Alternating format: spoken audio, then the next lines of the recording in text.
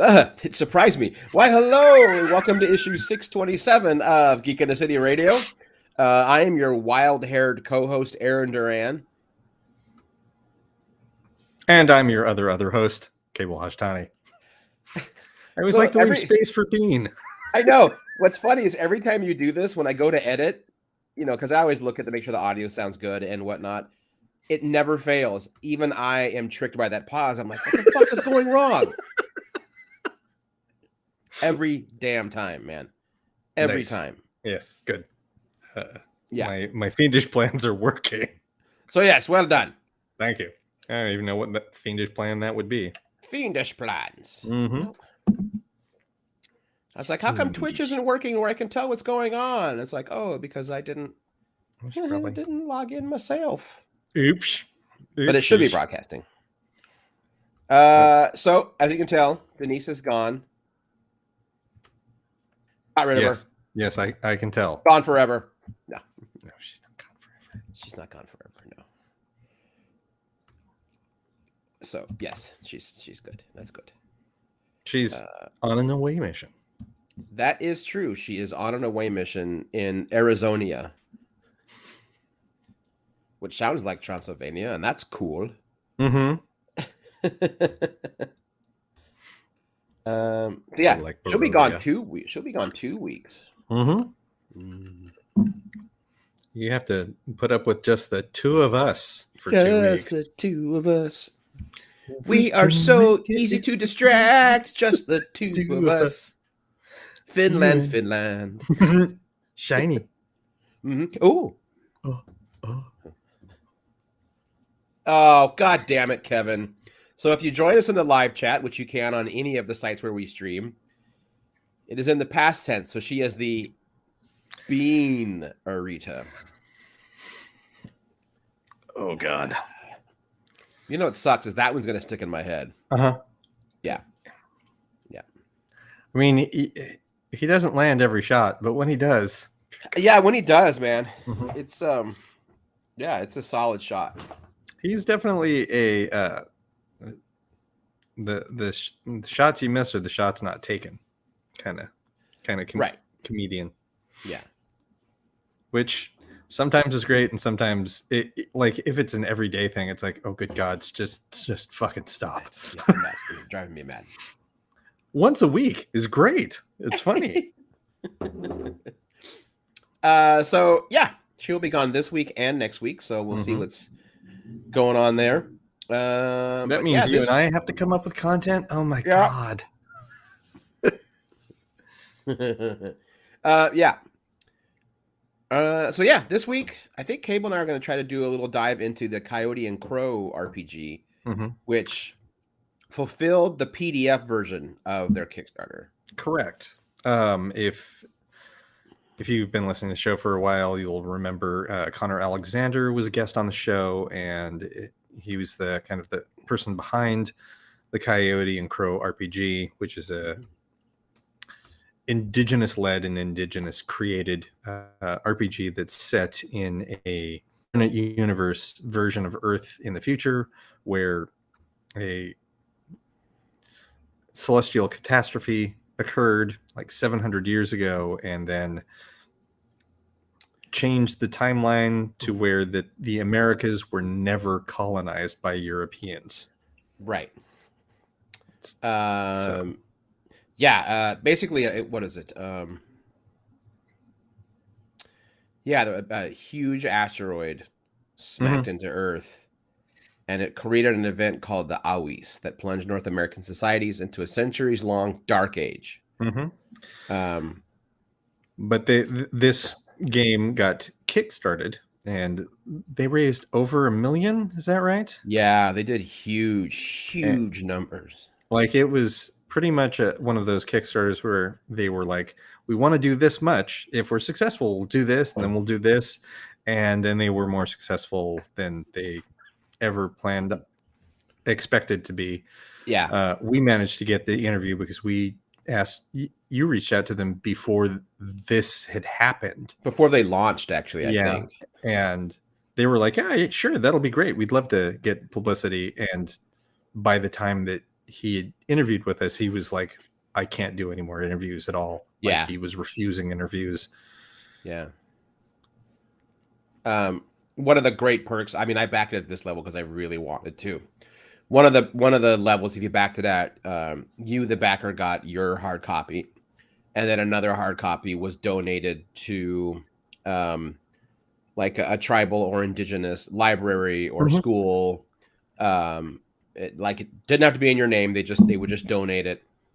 And since a lot of now they just so far only 2 Grizzlydale novels actually pull a lot from the Maidu and a little bit of the Paiute tribe in that area where I grew up. I really wanted to, in a way, kind of like give back and have my other copy go to there was, I hope it's still there. There is a tribal library connected to the school on the reservation there. That's in Susanville, which is another interesting thing. One can only hope. Yeah, we'll still see. There. But yeah,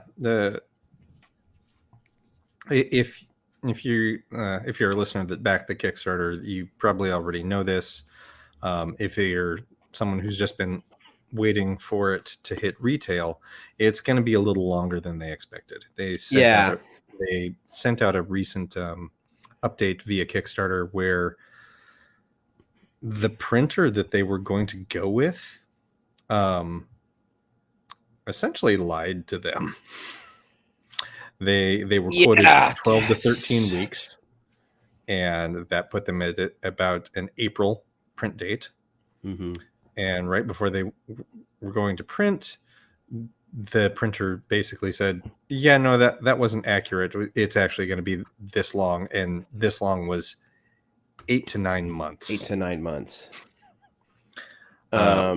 Which was nearly a year from their original projected date, which was January. If the Kickstarter had only funded to the amount that they had originally asked for, it would have been out this January. Right. But yeah, it did because it does massive numbers, and that's just one of the things that happens.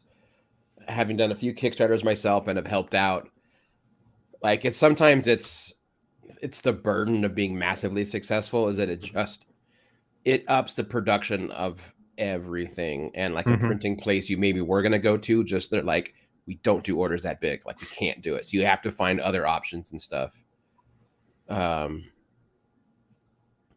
And also, to their credit, they're also, since so much Coyote and Crow is also based in land stewardship and protecting the environment and living as peacefully with nature as you can, they really wanted to make a point of the book itself having the smallest environmental impact it can have.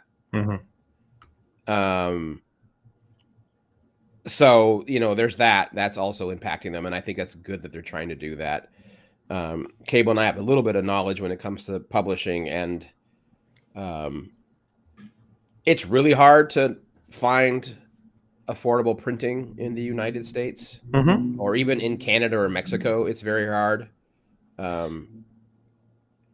Because they all just outsource to low-paid factories in China. And even then, you can try hard to find a really good ethical printer, but it's still a crapshoot because that company could be lying to you. Yes, they could. I will give a shout out to Brown Printing in Portland. Nice. They have been. I haven't worked with them recently, but they were our go-to for Stumptown back in the day, and they were as environmentally friendly as they could be. They charged a fair price, which meant that they charged a price that was fair to the consumer and made sure their bills were paid, which I'm totally fine. Printing is expensive when you have it done in America because they charge you what it should cost. Yeah. Right. And that's the thing that's hard to get people to wrap their heads around. It's like, well, I can get it cheaper here. It's like, yes, because those companies aren't paying their employees wages they should be. Right. And, they were pretty forthcoming, too, that, like, when this book is at retail, they wanted it at 50. It's going to be 60. And, again, for people like Kaebel and I that have, role-playing games our whole lives, and work in a game store, a $60 cover price for a book that's probably going to clock in at like 450 to 470 pages. It's actually 70 because they've moved to it. Yeah. Yeah, they had to move to another printer, and it did raise the price on the book for retail. It's not raising the like if you backed it on the Kickstarter, you're still getting it at the price that you paid for. Mm-hmm. The only thing you're paying for is shipping. Yeah. They 100%. They're like, we have to raise it to 70, and it's like that's still for what you're getting in a book. $70 is for reasonable. For a book that big, that isn't at the top range of books that big. Yep. And considering it's a full game by itself, it's essentially a player's handbook, a DMG, and a monster manual in one book. Mm-hmm. And if you can get all three of those for $70, good then luck. You're currently buying it on Amazon. Yeah, and screw you. Mm-hmm. Buy it at Guardian. They have the coolest D&D display right now. I know it's basically thanks. still just your shelves. They just look so pretty when I walk in, with Tiamat staring at me and saying, "Buy me." We do try. We like merchandising the store has been a big push for our team, and they've been stepping up their game all season long. It looks great. I'm really proud of the people that I work with. And I haven't said that in a long time. Yeah. The good news from there's a few other things I want to bring up. So, and I don't want this to spiral down into a conversation about what is the blockchain and NFTs and crypto, because my gut reaction is it's bad. But I have fully admitted that I'm relatively ignorant as to the concept. What I'm not ignorant of is the environmental damage that does. Mm-hmm. That Bitcoin mining and creation of NFTs are incredibly damaging to the environment. And maybe one day we can create a power source that isn't, or utilize a power source that isn't, and then fine, go ahead. I still think you're a rube for buying any NFTs or anything, because that just feels like a scam. And it's even been proven that it's literally being used for money laundering for, the 1%, as they always do.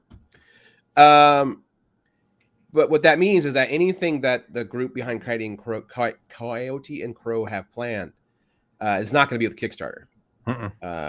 They've decided they will no longer pursue any work with them. So they have future games planned, but it's not, or future expansions planned, but they will not be with Kickstarter. So, they'll be looking for other things. Digital Beanie Babies. I've heard that called a few times, that it's the digital Beanie Baby. I don't want to poo-poo cryptocurrency because I don't understand it and I haven't looked into it. NFTs,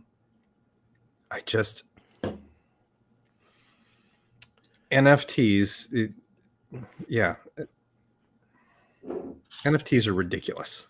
Yeah, there's actually, I've read a bit more about crypto, and we'll get back to the show.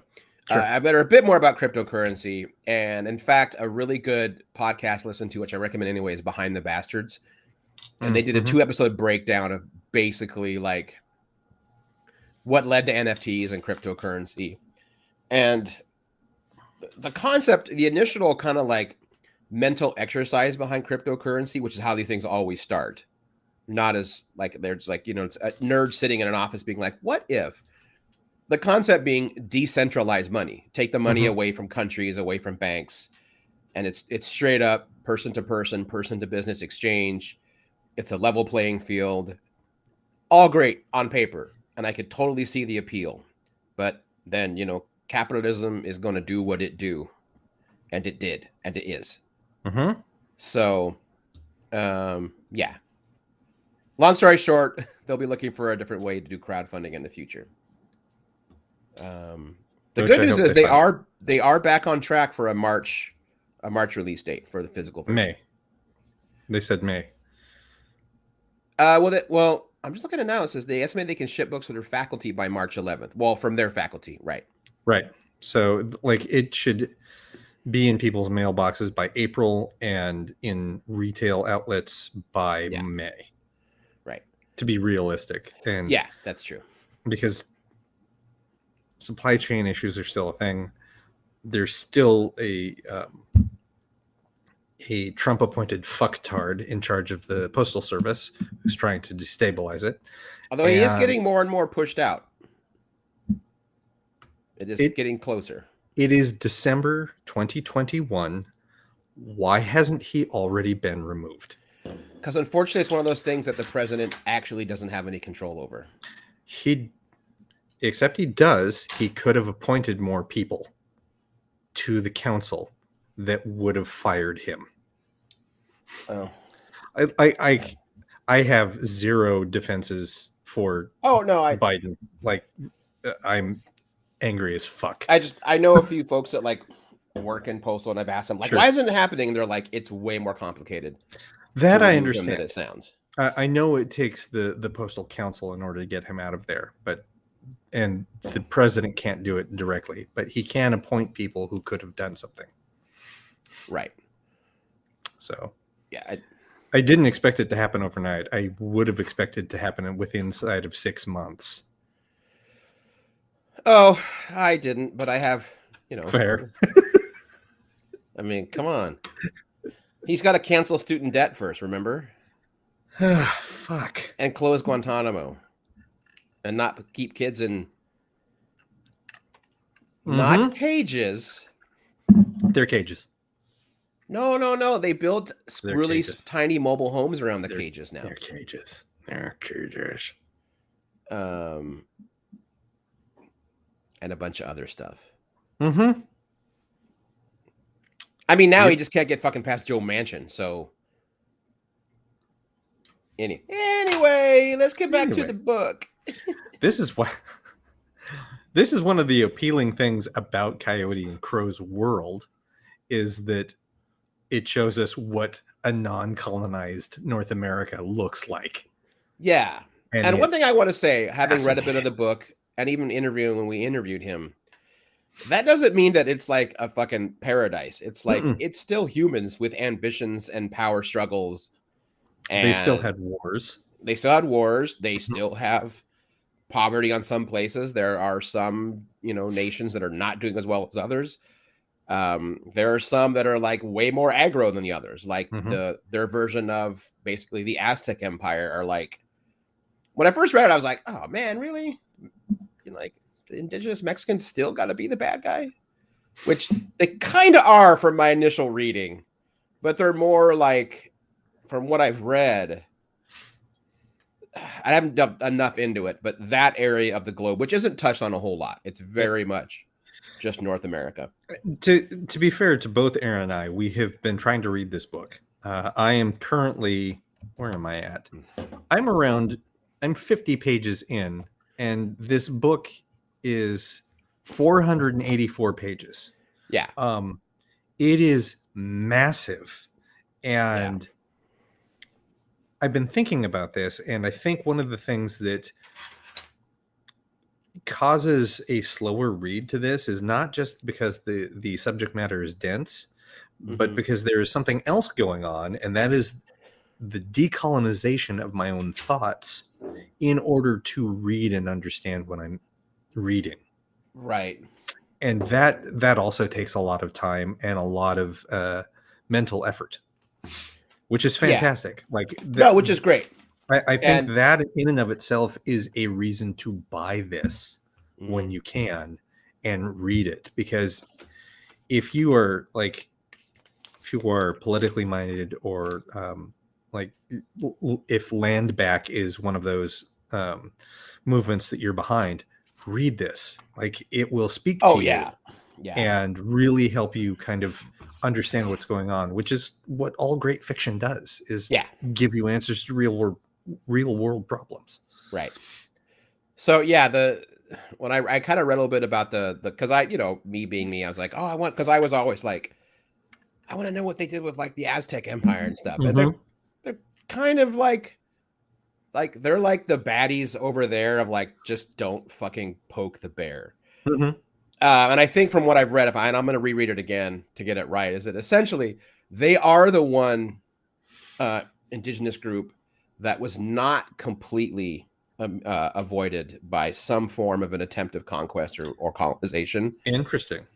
And they have only recently thrown off all of that, and it has made them very aggro and very like, you looking at me? You fucking say something to me? Chapow! That's kind of their attitude. So it'll be interesting to see how that plays out. But yeah, it's very much like, no, this is never happening again. It's by any means necessary. This shit will never happen again. Right. And if it means we have to move into your land and kick some ass just to let you know, okay. Which isn't a good answer, but you kind of get it. That. Yeah. But speaking to like the colonization, decolonizing your thoughts when you read it, this book also goes out of its way to tell you essentially you can be white and play this game. Mm-hmm. In fact, we encourage it. If you are uncomfortable with certain aspects of you playing this type of character, they're like, just don't play those aspects. Like, just don't do it. If you're not comfortable taking on a more spiritual character because it's so very much connected to various indigenous thoughts and practices, we're like, just don't do it. It does do well to explain things like this is a world where Native American and indigenous are not terms that we use for any of this, because they just go by the name of their tribe because that's who they are. Right. It's like there was no reason to set them apart as other. Like, oh, okay, that's pretty heady. Yeah. But yeah, I do appreciate that segment. It is predominantly for, it's like, if you are white, please read and abide by this. But that also follows suit for anyone who's reading this book that is not a native. Right. Like it definitely speaks to me as half a white person and half a Japanese person. It's like, I don't have connections to either of these. Right. I did skim around. There are sections where they talk about like, what about the rest of the world? Mm-hmm. And they do talk about how they know about like, their tribal brothers and sisters that, sail the oceans. And they talk about like there has been some contact with areas that would be Japan or China or Korea or Africa. Mm-hmm. Some of the tribes that are on the far eastern seaboard of North America have been like, a few of them have like attempted to get to Europe to see like what's going on over there. Interesting. And I'm trying to remember, I think in the book, it's like very few come back and they're like, I don't think in terms of like, oh, they're all dicks, but in terms of like, oh, they got it worse kind of thing. I feel like that's what's implied. So, mechanically, it's like I said, I haven't done a deep dive in it. It's a D12 based system, which I think Kaebel, you and I were talking about before the show. There aren't many of those.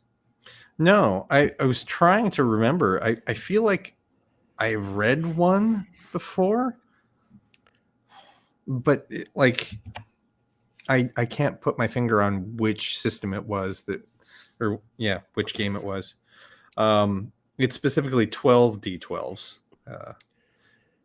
And I think it's significant that if you can either use their app, their dice app, which they have, wait for their specific set of dice to come out, which they also have planned. Right. Or for now, you can go pick up single D12s, but it says to pick up basically 9 of one color and 3 of another color. It says 9 white and 3 black, but I would imagine that you could do 9 purple and 3 orange. Sure. Or yeah. As long as it's set up that way. Yeah. What little I've explored with the rules in the system, it's kind of given me a Shadowrun vibe. Interesting. Like some of the crunch of Shadowrun, but story driven, pulling from what is it? What is the Apocalypse one? Powered by the Apocalypse? Powered by the Apocalypse, yeah. Yeah. Which is much more narrative and story driven. Yeah, that's the one that we're We do with Usagi Yojimbo. That's a Powered by the Apocalypse. Okay, yeah, and it's very story driven. Yeah. I think the most crunch in this game, from what I've read, is in character creation. Mm-hmm. Which interesting, I get, because that allows for more story driven narrative. Because so much work is put into character creation, and it might seem like it's tedious.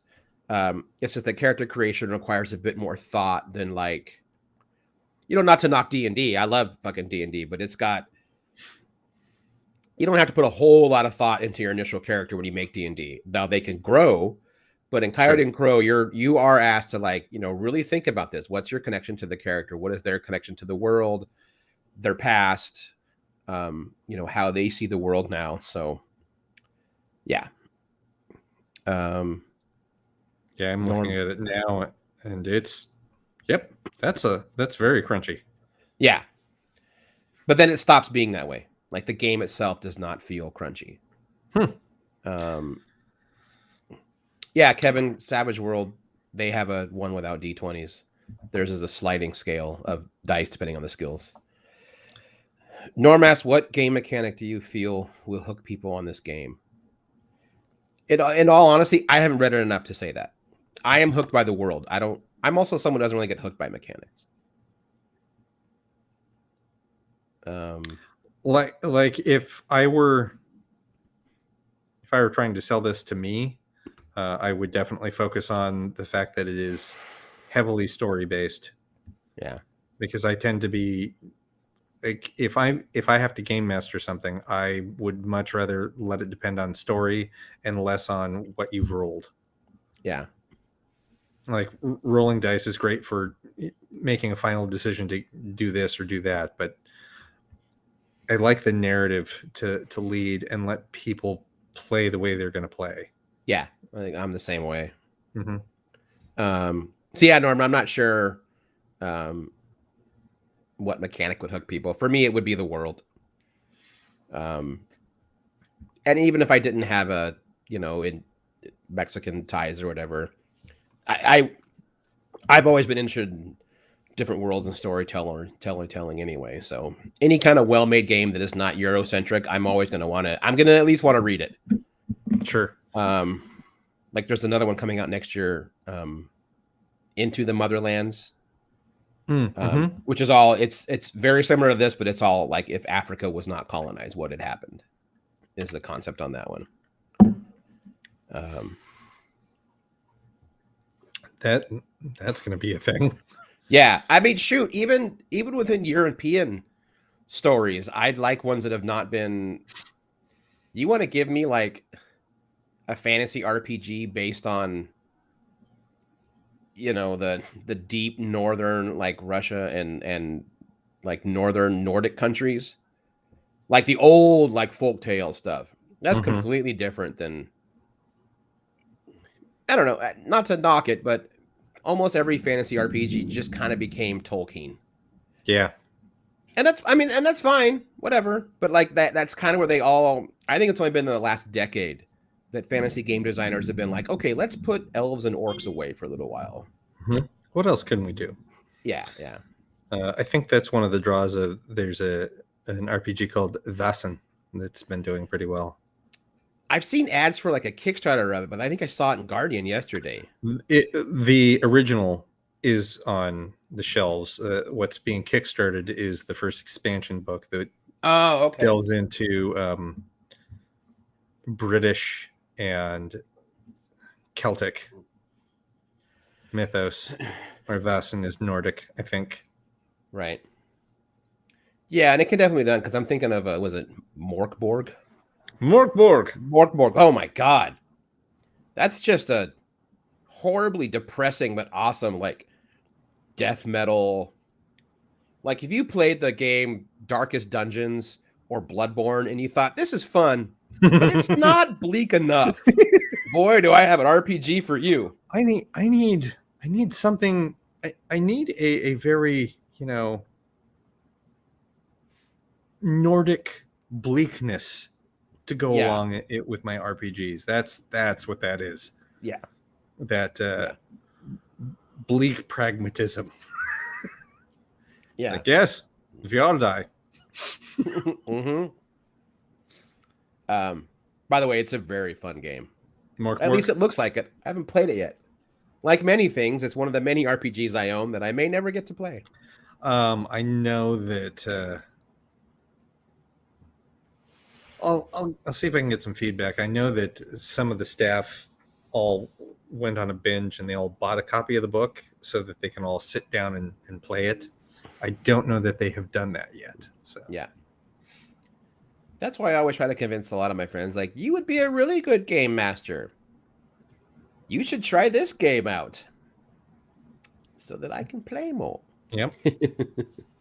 I promise publicly in front of everyone, I am going to get my shit back together and get us back on the Usagi game. Oh, I didn't mean it for that reason. No, I know, but I'm also promising to all of these people that I'm going to get that done.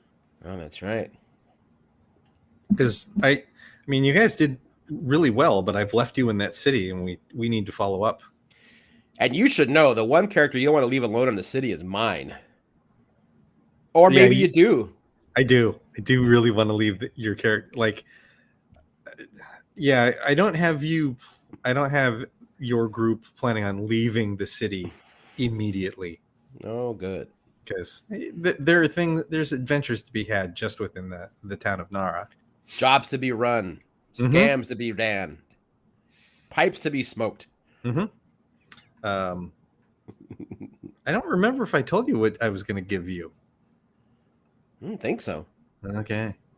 Oh, damn. Yep. Yeah, I even went out and bought like one of those iron pipes just to use it during the game. I did. By the way, they're very hard to smoke out of unless I'm assuming it's opium because it's a tiny bowl. So you need stuff that burns really slow. Yeah, that's probably designed for other things that aren't tobacco. Yeah, and also I only paid like $12 for it. So who knows what kind of metal it's actually made out of. So I'm actually not going to like smoke anything through it. That's probably but it's a good prop to have, you know. Yeah, there you go. To go back to Norm's question, I don't think it's a mechanic, but it is a feature of the game, the Aranati, which is essentially the superpowers feature of the game.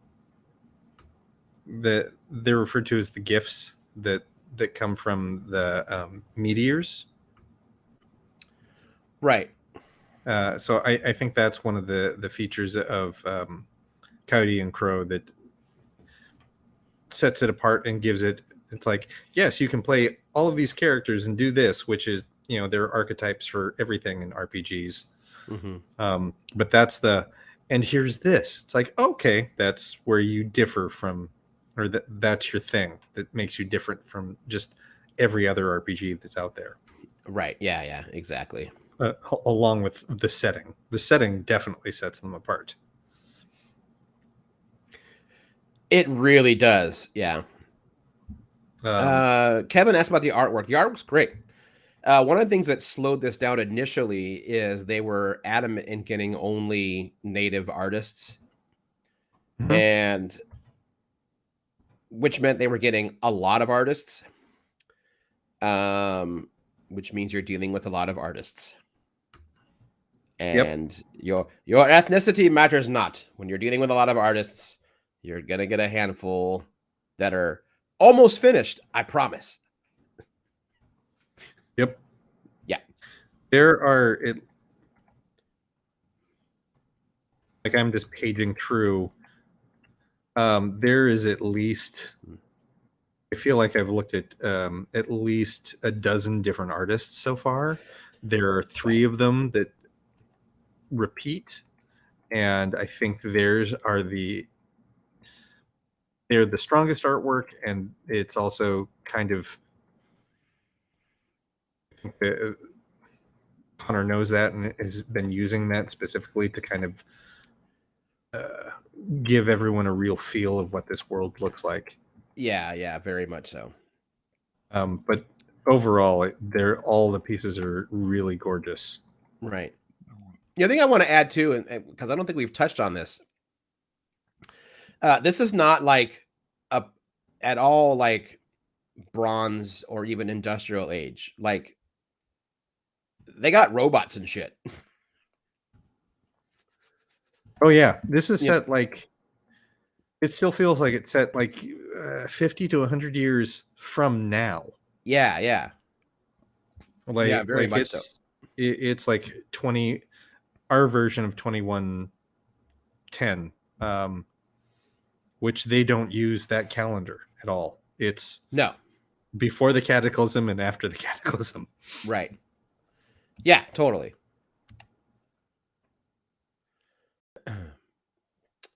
Right. And it's 700 years after the cataclysm, and I think that happened in the 1400s or something. I think it's technically meant to be before Columbus. Okay. I think, yeah, that was an intentional choice. That fucking guy. Right. Yeah. But it is pretty cool. It is very fun. I do want to spend more time because I would definitely like to spend more time diving into it and running a game or two. So I almost very nearly regret not backing this at a level that I would have ended up with a physical book. Right. I backed it so that I could get the PDF, largely because I wanted to contribute to it. It's like I had planned on it anyway, but after talking with Connor, it's like, no, I definitely need to back this book. Mm-hmm. But it was also, I don't need a physical book. Where am I going to put it on my bookshelf? Like, I'm not going to be running a game, but I do want to be able to read this. And the more I've read it, it's like, fuck, I should have got the book.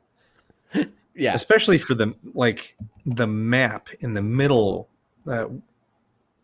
or not at the middle, but at the front end where it's explaining that city. It's like, I want to be able to look at this map. I want a physical copy of this map. It is pretty damn gorgeous. At your level, did you get the PDFs of the recipe cards? No, I did not. Okay, that must have been at the print level. Probably. So they worked with, I think it's a couple of different indigenous American chefs. So yeah, there's recipe cards on a separate PDF. Roasted squash dip, juniper crusted salmon skewers with carrots, bison meatballs, black walnut and maple snow candy. So I'm going to be trying to make all of these things. They look delicious. It sounds good. Yeah. That definitely sounds in your wheelhouse. I mean, I can say it here because it's not 100%, so I'm not promising it's going to happen. But the odds are pretty good that every issue of Season of the Bruja is going to have a recipe in it because food also plays heavy in the show, in the comic. So yes. I know at least for a fact they will show up in the trades. He says, probably now committing Oni to something we weren't ready for. Oh, it's fine. It can be committed. Yeah.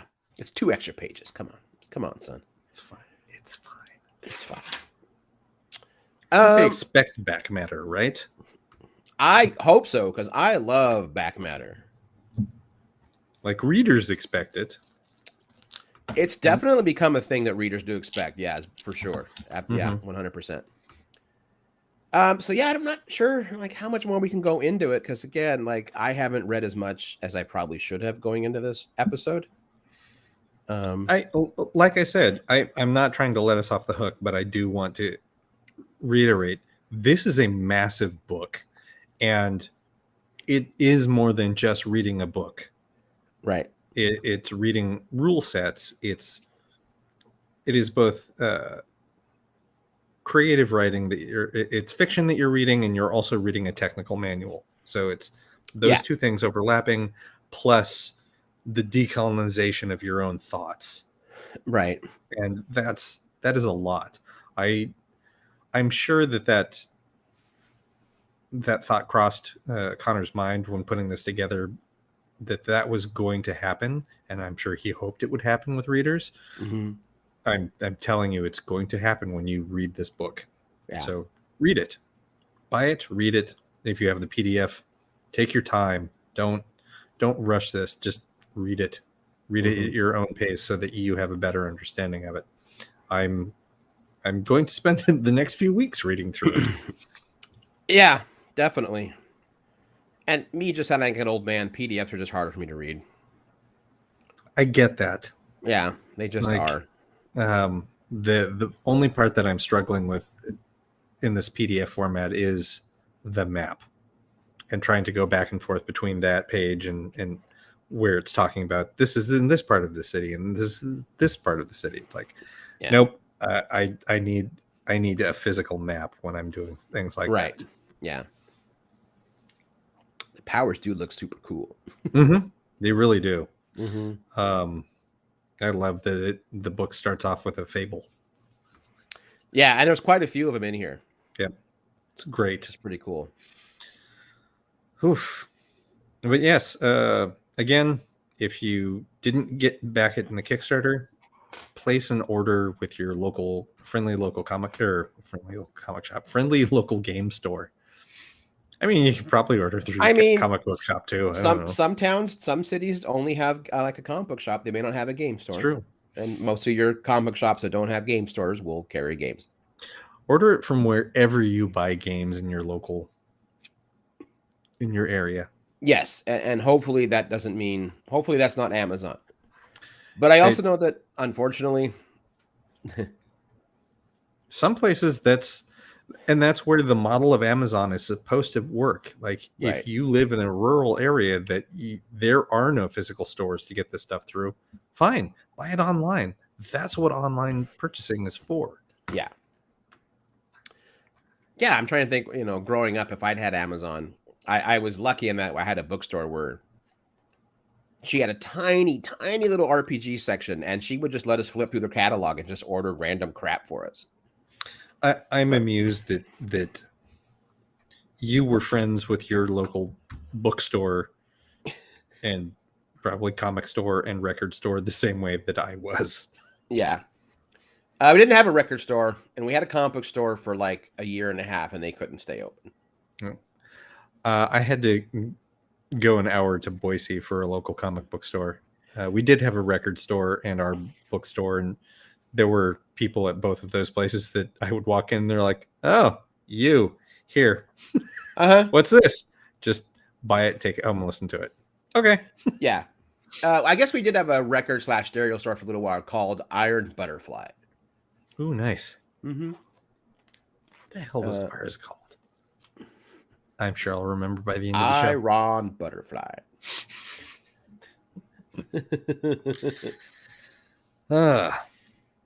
Yeah. Coyote and Crow. Get it. And you know what?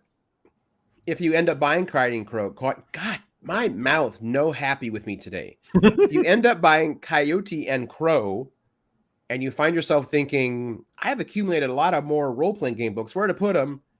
You can go to Asylum.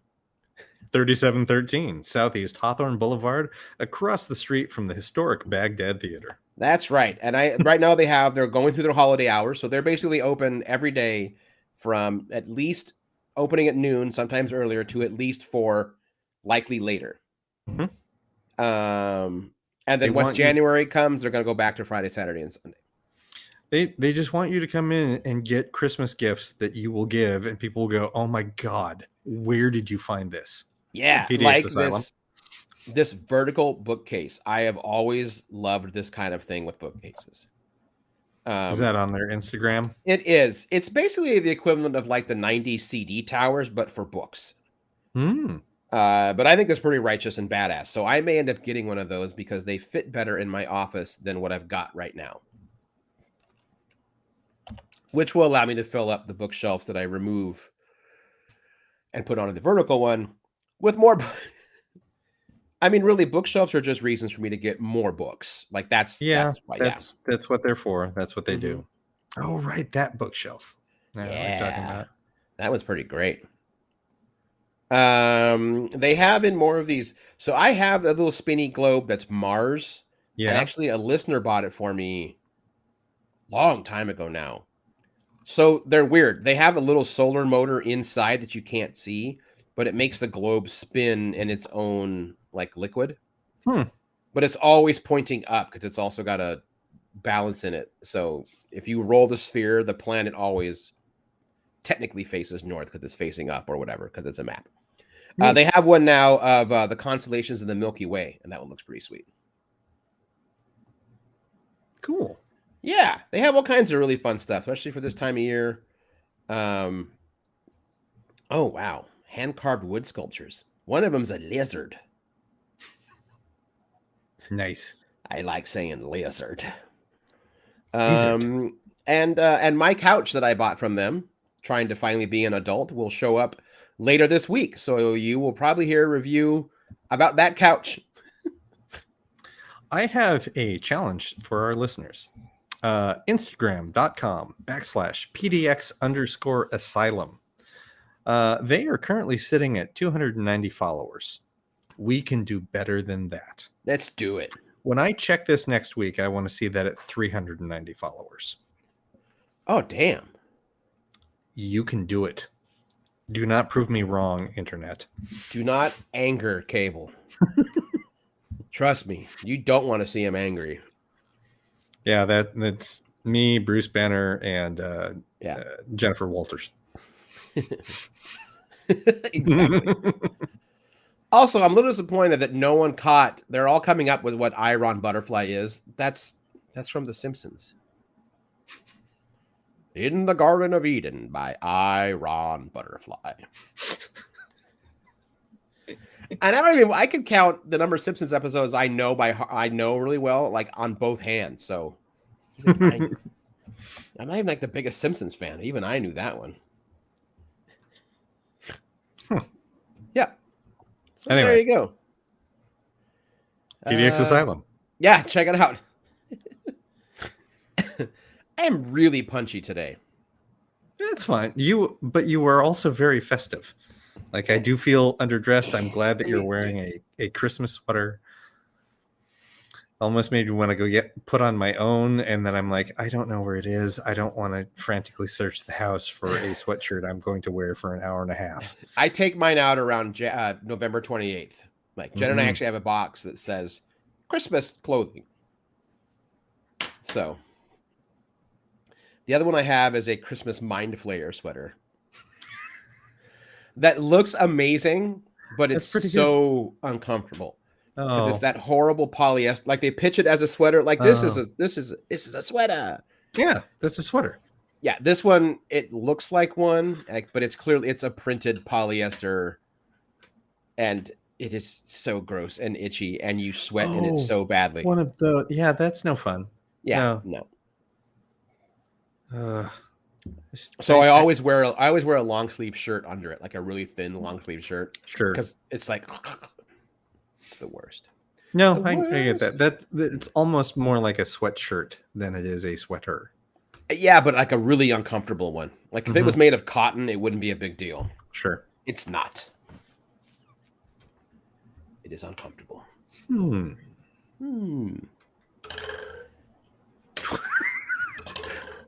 Boing.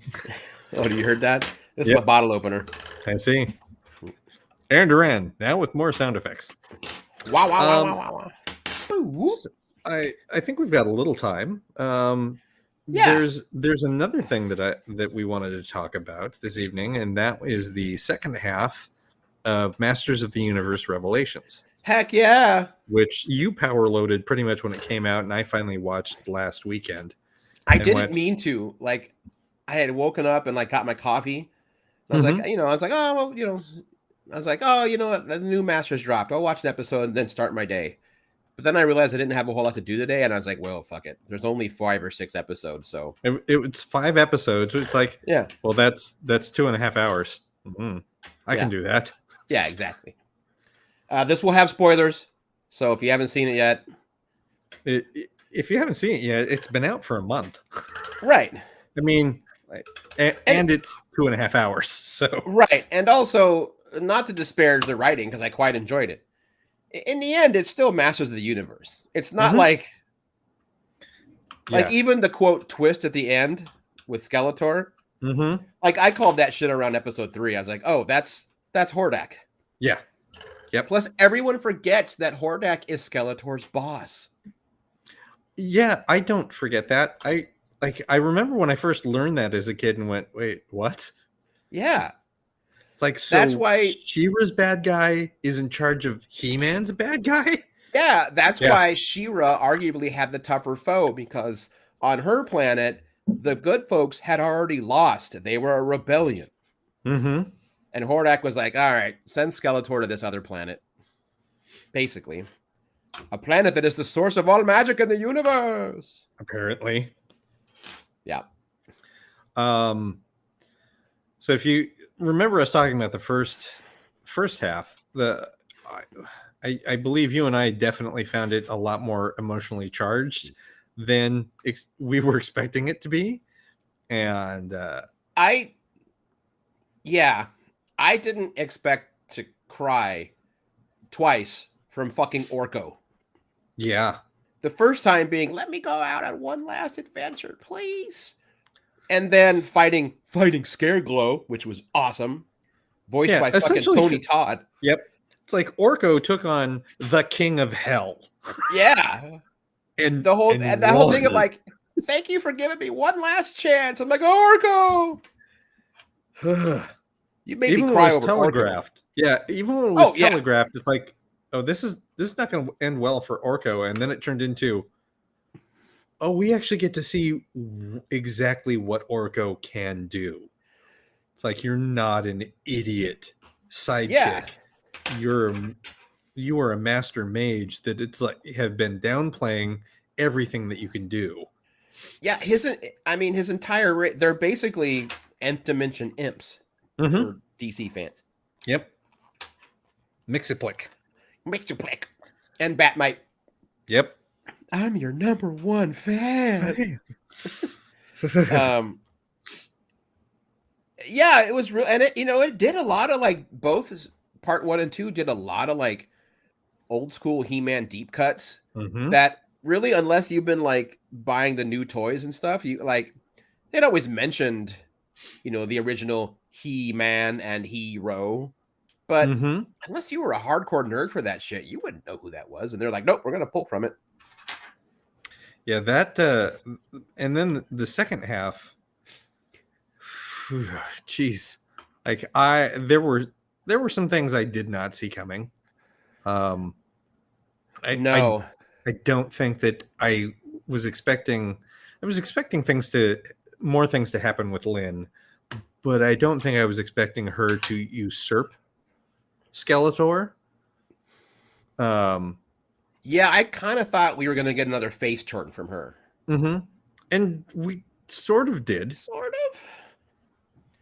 I knew the Tila Sorceress was coming, but again, if you know only old school He-Man, she's the daughter of the Sorceress. She always has been.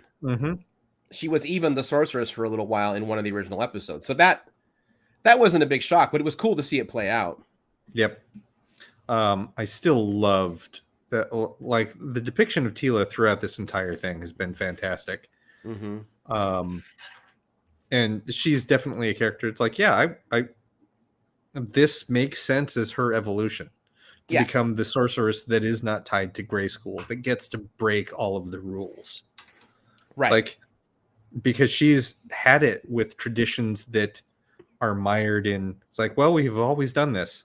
You know what? Maybe we shouldn't have. Right. I love the revelation. Spoilers. By the way, Adam comes back, in case anyone was like, how dare Kevin Smith kill He-Man at the end? You're like, well, first off, it's only the first half. Also, and they're like, really? You have been reading comic books and watching sci-fi for like, I'm a 40-year-old geek and I've never been so like, really? You're a 40-year-old comic book reading, sci-fi movie watching geek, and you think this death is permanent? I mean, even with Orko, I was like, he ain't gone all the way yet. There's something else planned. Now, spoilers, he does actually die at the end. Or he willingly goes back. No, he didn't. He willingly was going to go back. He was stopped. I thought he still goes to the afterlife.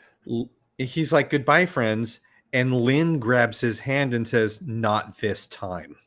Oh, shit, I missed that completely. She pulled him back. So the afterlife closed. he was still in the mortal plane. Oh shit! I Because missed that she completely. 100% recognizes, like, nope, this is the one thing that I can do. I'm getting choked up now thinking Oh about fuck! I gotta. How did I miss that it. part? Yeah, she pulled him back. She's like, nope, That's nice. you're not going. It's like, Yeah. I lost you once already, because because that acknowledges that he had a hand in her change, Mm-hmm. in her becoming more of what it's part of the reason why I'm not calling her Evil Lynn. I can't call her Evil Lynn anymore. They just call her That's Lynn not from then her- on, don't they? Yeah, it's not her name. Right. Well, Lynn's her name, right? Her name is just Lynn. Yeah. It's Skeletor that gave her the name Evil Lynn. Right. Because, you know, it's punny. It fits in with everything else, but it's not who she is.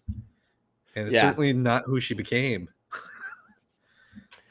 I love watching Skeletor actually ask He-Man for help. And I think I appreciated the fact that in the end, he's still the one that went, I'm still going to try and kill you. It's like, have you learned nothing? It's like, I even showed you what it feels like to save the universe. It's like, yeah, I still want to fucking kill you. But I hate you so much. I hate you more than anything else. I hate you more than I love anything. It's like, yeah, good. Thank you for at least, like, that makes you truly a villain. Yeah. I really appreciated and didn't expect it, like Beastman's emotional moments. Mm-hmm. You know, when he's telling Lynn, he's like, "You're the only one who was ever nice to me. Why do you let him treat you this way? Mm-hmm. Like, you're better than him." You know, which makes his transformation kind of heartbreaking. When she's power hungry and she turns him into her little dog. But he chose it. It still became his choice. Yeah. And he's like, and he knew. He's like, I'm willing to die for this woman. Mm-hmm. And I think today might be the day that I do exactly that. Yeah, yeah. So please put me in a form where I can go out and take as many of these fuckers with me. Right. It was sad to see him go, but I also feel like he was one of the characters that knew who he was. Right. And lived his own. He lived a real truth. It's like, no, I'm Beastman. I know what I am. Right. The rest of y'all are fucked up in the head, but I know what I am. Yeah. The moment between the primal He-Man and the King. That was really good. Where he just hugged him. He's like, this might get me killed. I don't care. I recognize my own son. Yeah. Oh, Diedrich Baker as King Rando. Oh, man. So good. Everything between the King and the Queen. And that did surprise me. I didn't know that. I didn't know that was canon, that the Queen of Eternity is from Earth. Yeah. I forgot where that's established, but she is, yeah. Huh. Trying to think. That actually got used really well in I think I mentioned it on the text. If you can find the graphic novel of it, I'm sure it's still in print. Mm-hmm. It's part of the DC Injustice timeline, if I remember correct. Well, maybe it's not. Oh. But it's DC versus basically Masters of the Universe. Sure. Okay. And in that one, that's where they also acknowledge that Eternia is the source of all magic in all the multiverses. Like, if Eternia dies, so does every magic everywhere. You can't lose Eternia. Interesting. In that one, the other thing that's really fucked up in it is that in that version, Orko is actually like a horrible elder god. That the great mages at the beginning of time were like, we have to mentally convince this person that he's a bumbling idiot. And like Hordak's in on that of like, yeah, if we don't, this is the only way we can stop him, is to convince him he's not good at magic. Oof. And in this event, Orko finds out.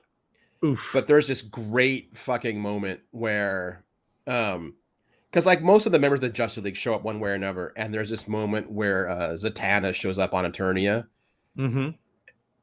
and just fucking snaps. She's like, I can't take it. I can't. And if I remember correctly, like she literally looks at Constantine and says, John, you know what to do. And he's like, yeah, sorry, love. And he just tells all, he's like, so guess what? We got to take out Zatanna like now. Because she's not going to be able to control her power. Like, we have to stop her now. Yeah, she's like, you've got to get me out of here. If you can't get me out of here, you have to kill me. Oh, ouch. It was really good. I might be butchering parts of the story, but I remember loving the hell. I'm gonna go to Bridge City Comics and see if I can find it. Yeah. So yes, He-Man's mom is an earther. It's an earther. Yeah. All right. I think Kevin Smith got to write, I'd surely love to fist him.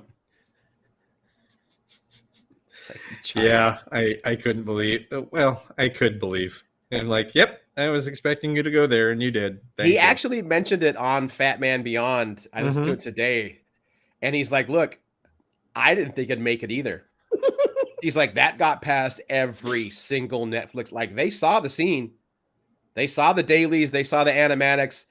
Never once did they say, we don't know if that's a good idea." He's like, they let it through every single time. He's like, so yes, I was the child who wrote it, but they let it happen. Yep.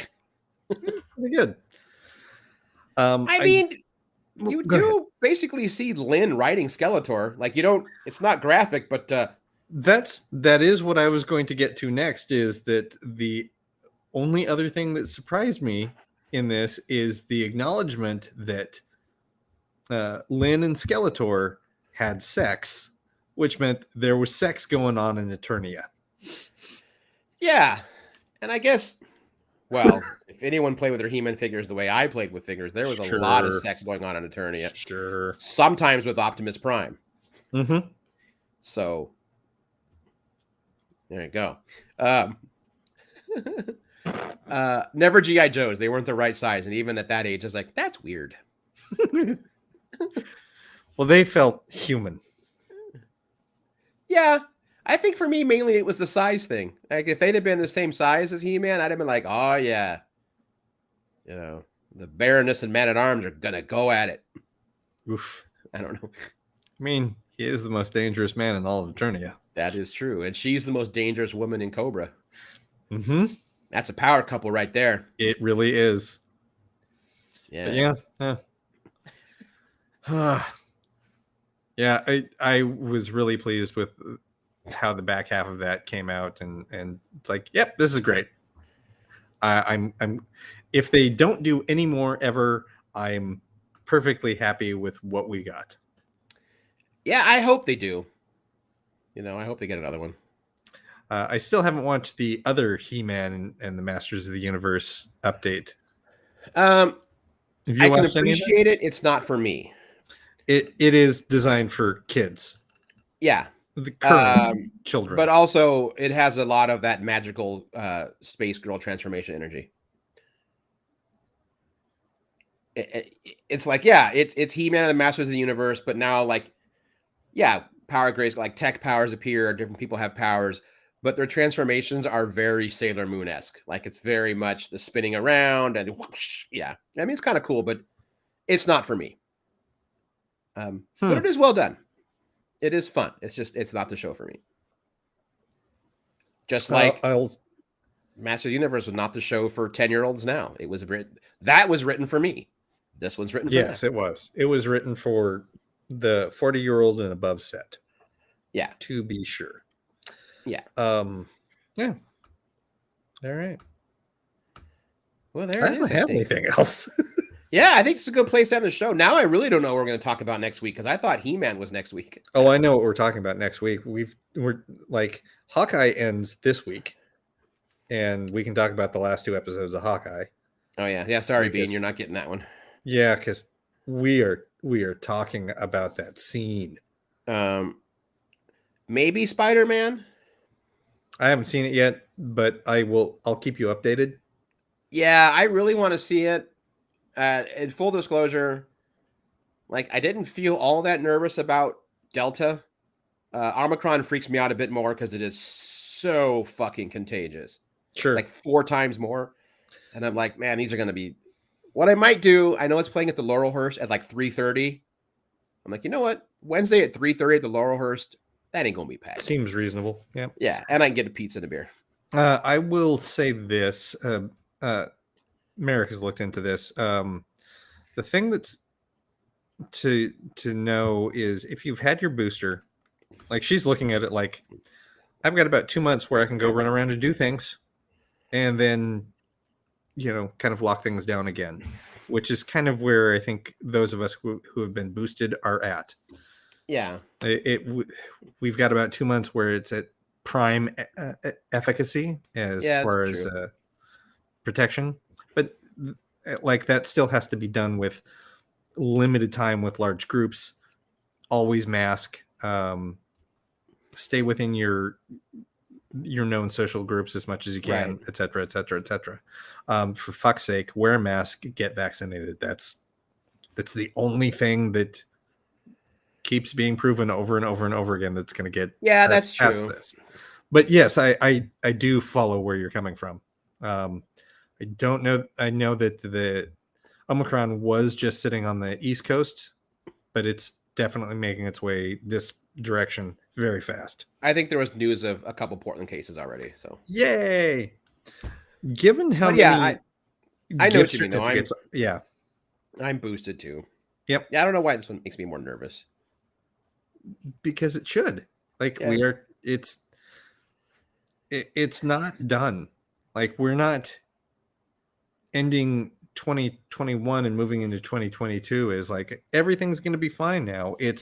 We're ending year 2 of the pandemic and beginning year 3 of what I hope is finally the middle of this pandemic.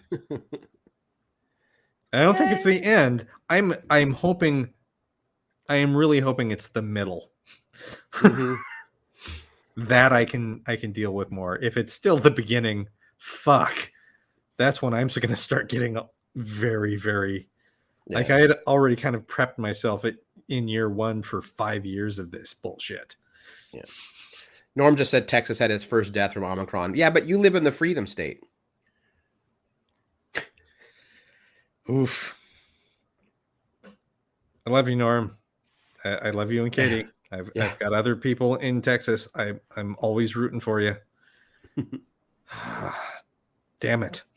That's a stacked deck in that state now. It is. Yeah. But yeah, next week, Hawkeye. And maybe Spider-Man, maybe The Matrix. Oh yeah, that drops tomorrow. It does. That I can watch from the conference. Although that's another one I actually do want to see it in the theater because I know it's just going to look gorgeous. Yep, Merrick is 100% like we are. It's like, I know this is going on. We are watching this in the theater. It's like, yep. This is The Matrix is her Lord of the Rings, her MCU. I can see that. Like she is deep into Matrix lore. Right. And so she's like, I know it may not be great. I don't care. I'm watching it on the big screen. I am almost tempted. Yeah, I don't know how you could. No, I'm saying when does Denise get back? Not till after 2 weeks. Trying to think. I feel like she gets back on the 28th, but that's what but like late. Oh yeah, it is. It is. I'm almost tempted to see if we could pull off doing this show on Wednesday next week. If we all somehow could watch episode 1 of the Book of Boba Fett, because that drops midnight the 28th into the 29th. Oh man! Instead of us being a week late, you know what I mean? Not that we're like going to try to we're going to be the first reviewers. I don't mean it that way. I know. Maybe let's mull that over. We'll workshop that over the week. Yep. All right.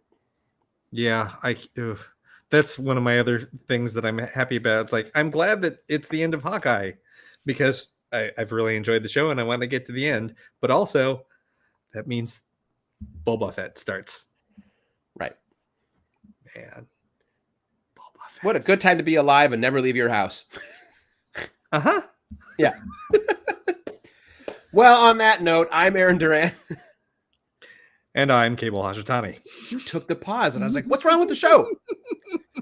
And we will talk to everybody next week. Bye.